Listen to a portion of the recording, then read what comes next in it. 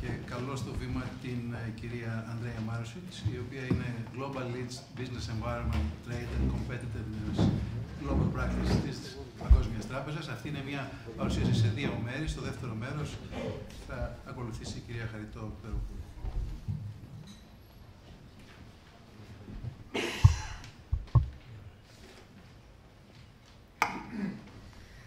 Good evening, ladies and gentlemen. First of all, thank you to SEV for organizing this event.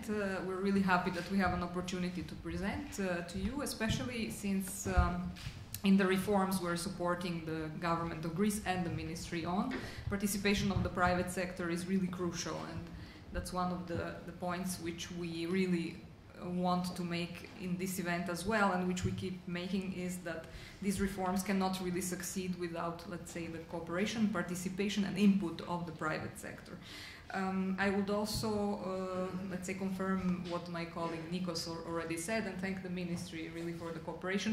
What I'm really happy to say is that I think we're not perceived as part of the external pressure. I think we're part of the team, and we provide the best technical support we can to the ministry, I hope.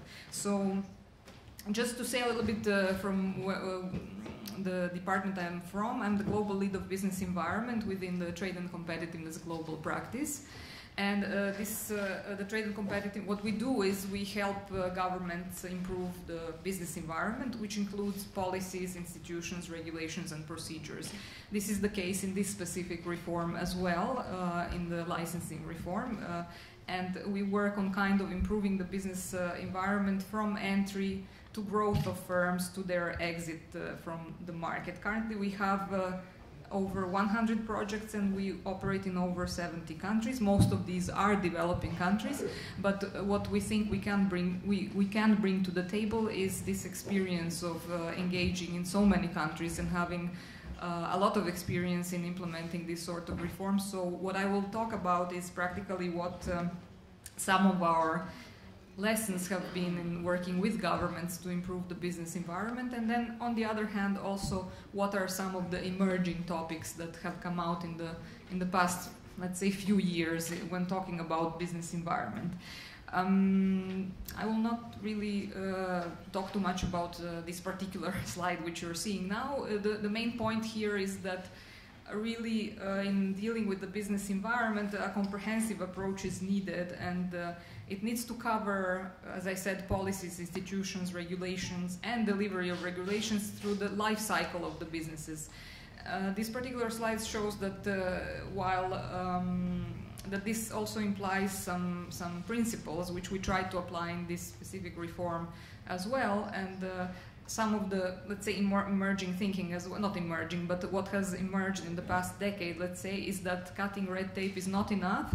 You also have to take into account that at the same time you have to protect public goods. So this is a specific, let's say, theme or issue that applies also to the licensing reform we are working on.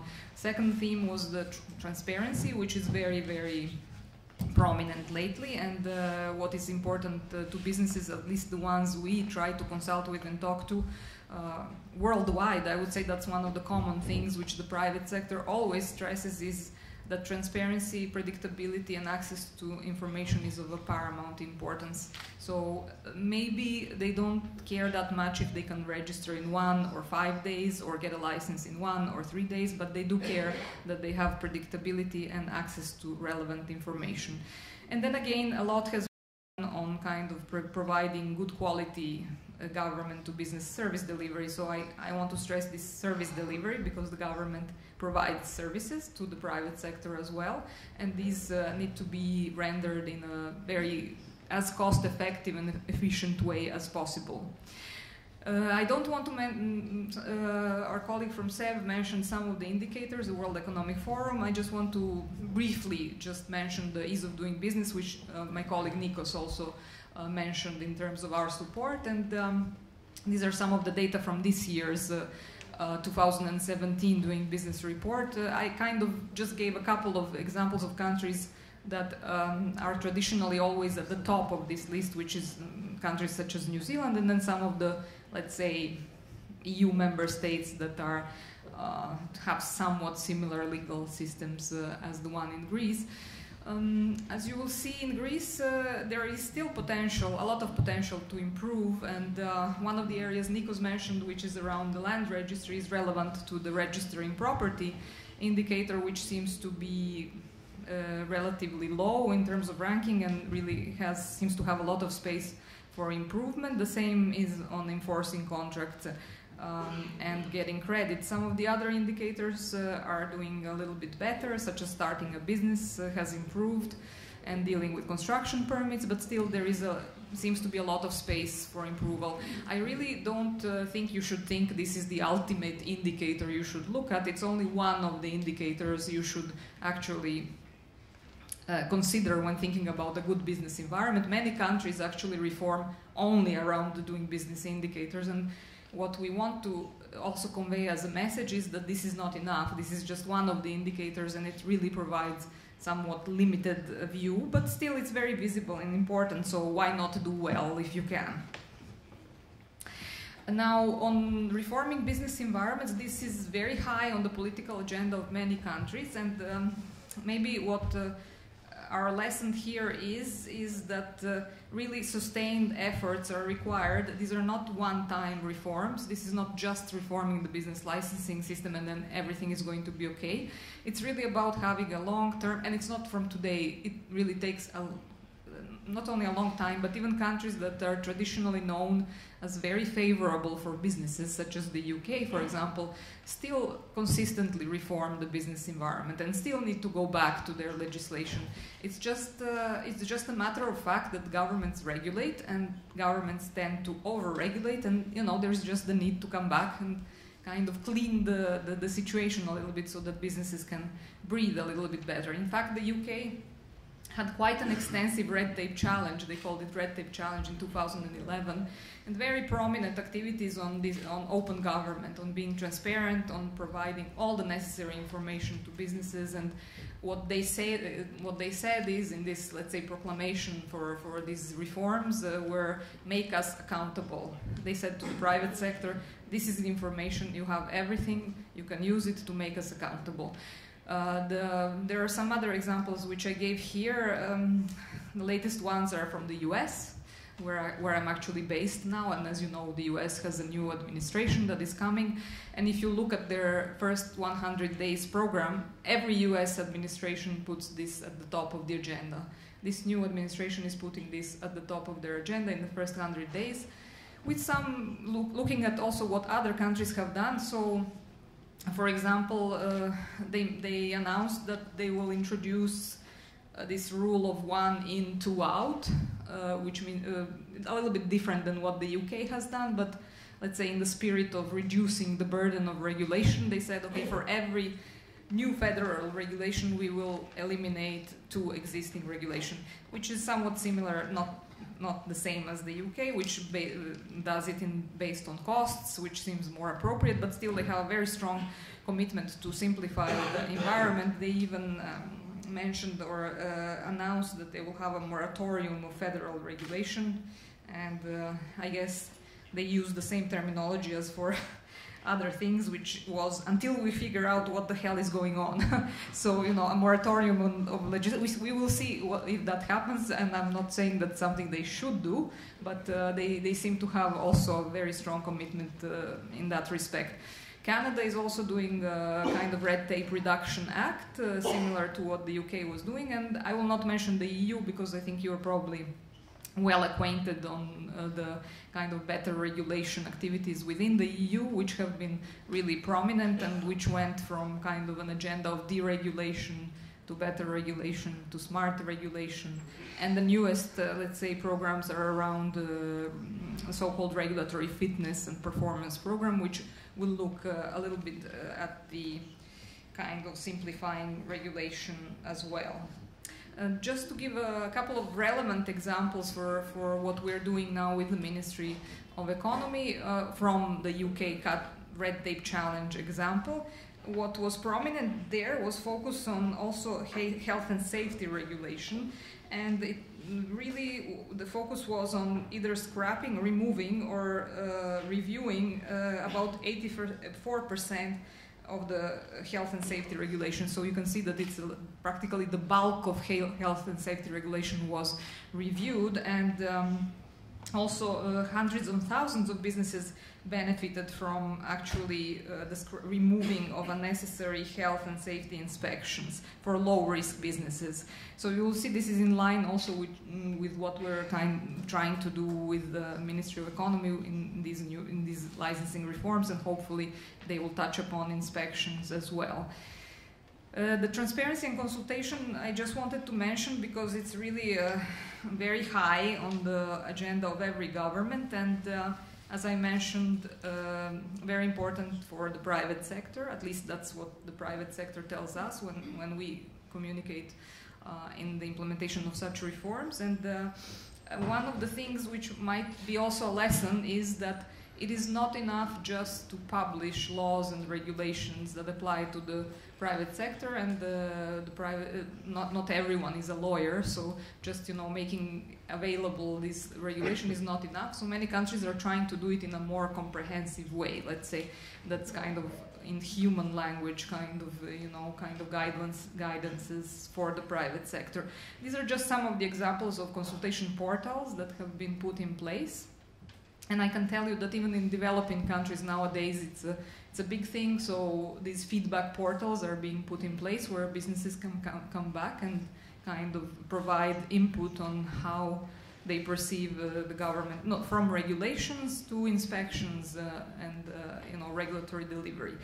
And somebody mentioned the Davos meetings this year, and one of the themes that was kind of also, let's say, prominent was the need to rebuild the trust between the government and citizens and private sector as well, because this has is in a pretty bad situation. So that was the theme, and one of the papers presented at the annual meetings was around that specific theme. It was around transparency and corruption, and as this is a quote from this paper, which is "Sunlight is the best disinfectant, and transparency is more important than ever." So that is definitely what comes out. On automation and kind of making access to information and government to business services simple, I just wanted to give two examples, but many countries are putting in place online portals where you can which are maybe only informational, but then also transactional. What is of course important is that ICT is really not the only, it's not the solution. You really have to reform the procedures. That was our lesson, because many countries think that just by automating the procedure everything will be okay. No, you first need to really reform, and then automation just helps kind of the reforms let's say be more accessible and simple to use. I gave the examples here of Singapore, where there is a full online licensing portal from application to kind of getting the license, and Canada, which also has quite a comprehensive information services for businesses. Another lesson which I really wanted to mention, I don't know, I probably have just a few minutes left, is the data on businesses issue, which has been somehow neglected. And even in what we do traditionally, we have been focusing a lot on simplification and cutting red tape, forgetting sometimes the other important issues. I will give you an example. If we work on simplifying business entry, we look at the steps and days and procedures and how these can be made simpler. But we didn't really look at the really important things, which is what kind of data government collects on businesses and how this data can be used. And the fact that the complete and transparent and accessible data on businesses is really an important building block, both for the government and the private sector. For the government, because it facilitates policy making and it gives useful insight into how businesses grow and how they develop and when they enter and exit the market. And for the private sector, because it gives the information they need to value what kind of risks they have in investing, from a simple search on the business registry of a potential supplier or partner to some other important information. So that I wanted to mention because also there is the new World Development Report was on digital dividends, and it has, let's say, two important messages. One is that there is this digital divide growing in the world, especially in developing countries, but also in the European Union, where, as the report states, 3 times more citizens use online services in the richest countries than in the poorest countries, with a significant gap between the rich and the poor within each country. This is something really to watch out for, because it's an important issue, and as I said, the gap is widening. And the second important message from the Digital Dividends World Development Report is that even though there are all these opportunities for online, let's say operation online, the so-called analog business environment still matters very much. So the rules and regulations and procedures for businesses are still very relevant, and the fact that we have all this data flowing virtually, and the fact that we have the opportunity to, that as the report says, the businesses can be created global nowadays, this doesn't change the fact that the government needs to really secure a good business, a basic good business environment. Finally, I just wanted to give a few areas which are kind of emerging topics in what we kind of have been, it's what we've been thinking about a lot. Some of them I already mentioned, so I will not. Let me start with supporting high growth businesses. So traditionally, governments support businesses by size, let's say. So there are a lot of policies on kind of SMEs support. But as we had in one of our sessions, it was called "Does Size Really Matter?" So what we're thinking about is, can governments have a more sensible and comprehensive approach where they do not support businesses only based on size, but also based on the fact of the potential, of their potential to grow. This is of course easier said than done, but there is a lot of thinking around that, around how governments can use their scarce resources to support those businesses that have the potential to grow. Another maybe thing to think about, which I did mention, which is operating in this digital era. As you know, there are all these disruptive technologies and disruptive firms. You have all heard of Uber and Airbnb, if nothing else, and the upcoming driverless cars. This is something governments need to think about, and this is something that the government is somehow always 3 steps behind the private sector. This is already happening, but governments are not well equipped to kind of deal with this situation. And the other one I already mentioned, even though this is the case and there is this huge, digital way of operating, the basic business environment matters. And the last thing I wanted to mention out of these, let's say, 6 bubbles is one which is relevant to SEB, which is we've been thinking a lot about how the businesses can improve the business environment without government involvement. Especially in the situation where you have low capacity, let's say, I don't want to say low capacity, but scarce resources of government. This is an underexplored area, and there is a lot to learn from this, both from the government to the private sector. I will maybe give just a few examples. One of them is, of course, through associations. The private sector can improve the business environment through associations such as SEB, but also through issues such as self-regulation, through issues such as voluntary standards, where really it is the private sector driving the quality of their products. They don't need the government to force them to do so. One example is, I will give you the big, well, you all know Gap, who is a textile producer.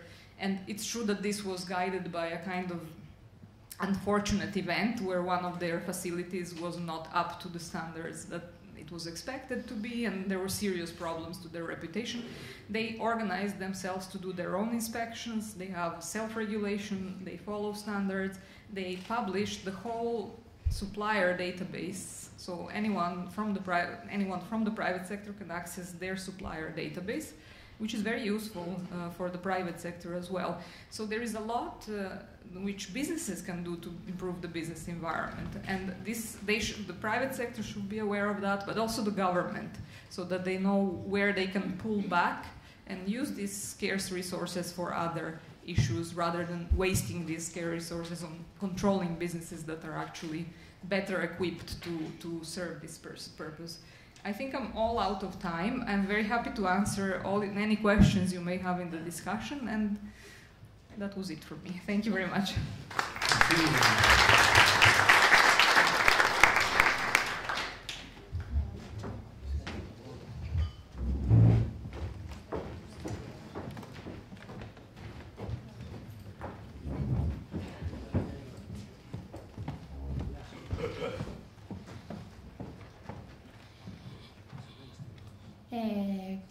Καλησπέρα σας και εγώ με τη σειρά μου ευχαριστώ το ΣΕΒ για την πρόσκληση αυτή. Μετά από όλες αυτές τις μεταρρυθμιστικές προσπάθειες σε διεθνές επίπεδο, μεταφερόμαστε τώρα στο δικό μας μεταρρυθμιστικό πλαίσιο.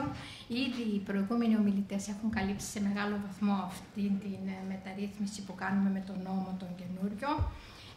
Εγώ θα αναφερθώ λίγο και πολύ σύντομα στις προσπάθειες που έχουν για τις προγενέστερες του νόμου και ουσιαστικά γιατί όπως έχουν αναφερθεί και από τον κύριο Στασινόπουλο και από τον κύριο Μπίτσιο, υπήρχε ανάγκη για αυτή τη μεταρρύθμιση. Είχαμε, όπως πολύ συντομία, είχαμε μεγάλο αριθμό απαιτούμενων εγκρίσεων με εμπλοκή πολλών συναρμοδίων υπηρεσιών, δυσανάλογη βαρύτητα στην εξάντε αδειοδοτική διαδικασία, ανεπαρκής αξιοποίηση των εργαλείων εκτίμησης κινδύνου και ανορθολογική κατανομή των υλικών και ανθρωπίνων πόρων και άλλα, τα οποία αυτά θεωρώ πιο σημαντικά να αναφέρω.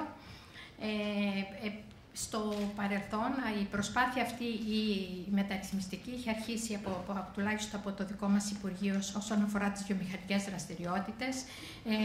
Από το 2010-2011 είχαμε αυτό το νόμο το 3982 του 2011. Πετύχαμε αρκετά πράγματα για την περίοδο εκείνη με τις πρότυπες περιβαλλοντικές δεσμεύσεις που καθιερώσαμε στο κομμάτι της βιομηχανίας. Καθιερώσαμε την υπεύθυνη δήλωση για όλα τα εργαστήρια, μιλάμε για το 30% της μεταποιητικής δραστηριότητας και επίσης και εκ των υστέρων έλεγχο για όλα τις χαμηλής όχλησης μετά την άδεια εγκατάσταση που είναι περίπου το 80-85% των δραστηριοτήτων. Μετά έρχεται ο νόμος 4262 που αναφέρθηκε και πριν. Εδώ για πρώτη φορά προσπαθούν να καλύψουμε όλες τις οικονομικές δραστηριότητες, πολιτική δέσμευση γι' αυτό, για όλες τις οικονομικές δραστηριότητες. Όμως ο νόμος αυτός είχε κάποια βασικά προβλήματα, είχε μεγάλο όγκο δευτερογενούς νομοθεσίας και πολύ μικρό χρόνο για να υλοποιηθεί αυτό. Επομένως, μπήκαμε μετά στην διαδικασία να τον τροποποιήσουμε αυτό το νόμο. Με φάνηκε μετά στην πορεία ότι ήταν καλύτερα να φτιάξουμε ένα νέο νόμο. Ο νόμος αυτός έχει ουσιαστικά το τρίπτυχο ήδη έχει αναφερθεί, το οποίο είναι ουσιαστικά η αδειοδοτική διαδικασία που έχει απλοποιηθεί με την εισαγωγή της έννοιας της γνωστοποίησης, μια πολύ βασική έννοια, με την αναμόρφωση του συστήματος ελέγχων και το ολοκληρωμένο πληροφοριακό σύστημα. Πέρα όμως από αυτά, ο νόμος έχει μια συγκεκριμένη δομή. Έχει ένα κύριο μέρος που αναφέρονται όλα αυτά που σας είπα. Μετά έχει ένα ειδικό μέρος στο οποίο αναφέρονται όλοι οι τομείς τους οποίους εξετάζουμε. Επομένως, τώρα θα δείτε στο νόμο αυτό ήδη φαίνονται οι τρεις ειδικοί τομείς, το ένα για τα τρόφιμα και ποτά, το άλλο για τα καταστήματα υγειονομικού ενδιαφέροντος και το τρίτο για τον τουρισμό. Και επίσης και έχει και το παράρτημα το οποίο έχει 15 τομείς δραστηριοτήτων. Όπως σας είπε και ο Γενικός μας Γραμματέας, έγινε μια επιλογή στην αρχή όλων αυτών των κλάδων που κάναμε βάσει της συμμετοχής των συγκεκριμένων κλάδων στο ΑΕΠ. Και χρησιμοποιούμε έναν οδικό χάρτη, ο οποίος τελειώνει μέχρι το 2018. Έχουμε μοιράσει το χρόνο σε 3 κύκλους βασικούς και στον πρώτο κύκλο... Πιο μακριά. Ναι. Στον πρώτο κύκλο εξετάστηκαν ουσιαστικά οι 3 τομείς, τα τρόφιμα και ποτά, τα καταστήματα υγειονομικού ενδιαφέροντος και τα καταλύματα. Ο τρόπος με τον οποίο γίνεται η εξέταση των συγκεκριμένων κλάδων γίνεται μέσα από υποομάδες, τις οποίες οι υποομάδες συμμετέχουν όλος ο δημόσιος τομέας που σχετίζεται κατά κάποιο τρόπο με το συγκεκριμένο αντικείμενο. Είναι ανοιχτές αυτές οι υποομάδες και σε ιδιώτες, σε συνδέσμους κλπ. Με τους οποίους ερχόμαστε σε επαφή μέσω της διαβούλευσης. Και τελικά σε διάφορα στάδια εξετάζεται η πορεία του, η Παγκόσμια Τράπεζα συμμετέχει σε αυτές τις ομάδες πολύ ενεργά, χρησιμοποιώντας τα διάφορα εργαλεία που αναφέρω παρακάτω, η συγκριτική ανάλυση καλών τεχνικών από άλλες χώρες, ανάλυση επικινδυνότητας, και τα οποία οδηγούν στις νέες αυτές διαδικασίες, δηλαδή μετά από όλη αυτή την προσπάθεια, εξετάζοντας τόσο την άδεια λειτουργίας, όσο και τα δικαιολογητικά που αφορούν το συγκεκριμένο κλάδο, καταλήγουμε είτε στη γνωστοποίηση, καταλήγουμε στη γνωστοποίηση ή στην έγκριση. Από το κλάδο τροφίμων και ποτών, ουσιαστικά έγκριση έχει μόνο μια δραστηριότητα, το τομέας της ζάχαρης. Ναι. Όλα τα άλλα έχουν μπει στη γνωστοποίηση βάσει όλων αυτών των κριτηρίων που έχουμε κάνει της ανάλυσης του κινδύνου. Οι τομείς στο μέλλον που εξετάζουμε στο δεύτερο κύκλο είναι αυτή η άδεια εγκατάστασης, οριζόντιοι τομείς, όπως είπε και ο Γενικός Γραμματέας, η αναμόρφωση του συστήματος ελέγχων, και έχουμε τα logistics και συνεχίζουμε τις εξορρυκτικές δραστηριότητες, οι οποίες είχαν ξεκινήσει από το πρώτο κύκλο, αλλά λόγω της μεγάλης πολυπλοκότητας του αντικειμένου έχουν πάει και στο δεύτερο κύκλο. Στις εξαιρέσεις, εδώ έχω ξεχάσει να πω ότι ο νόμος αυτός εξαιρεί αυτά που πραγματικά υπόθηκαν και σαν προβλήματα, δηλαδή της χρήσης γης, τα περιβαλλοντικά και τις υποδομές. Και θέλω να τελειώσω. Πού είναι το αυτό? Όχι, μισό λεπτό. Έχω κάνει ένα ιδεογράφημα. Γιατί δεν ανοίγει? Ωραία. Δεν προχωράει.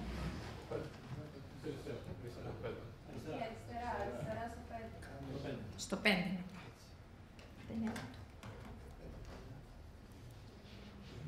Εντάξει.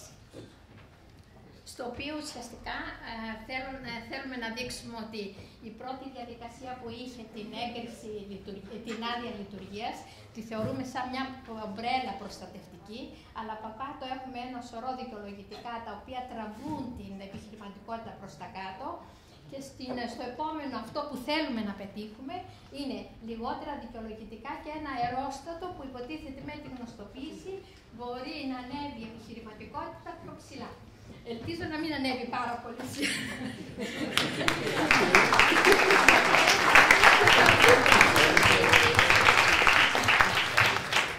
Ευχαριστώ πολύ και βρίσκω ευκαιρία από αυτό το βήμα να ευχαριστήσω την ομάδα μου, η οποία πραγματικά είναι μια ηρωική ομάδα, δουλεύει συνέχεια, και να ευχαριστήσω και όλους και τον Γενικό Γραμματέα και τους συναδέλφους και τους συνεργάτες από την Παγκόσμια Τράπεζα για τα καλά τους λόγια. Ευχαριστώ.